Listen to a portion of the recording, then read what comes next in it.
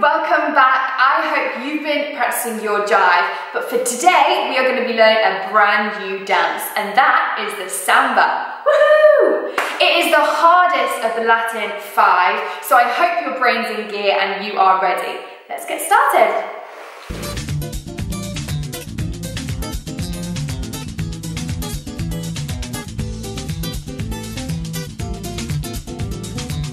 Hi guys, and welcome back. We're going to be starting off with the key to what Samba is all about, and that's bounce. Feet together and simply bouncing from the knee. From there, we're going to extend our routine with some stationary Samba walks, starting on the right foot. The crucial part is the slip of the standing foot, as you can see me demonstrate. Next is a step we call a botafogo, starting on the left foot.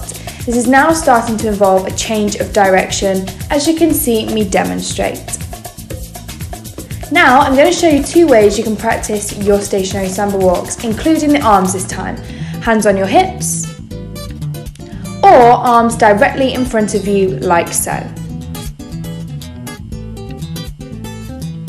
Now let's put it all together.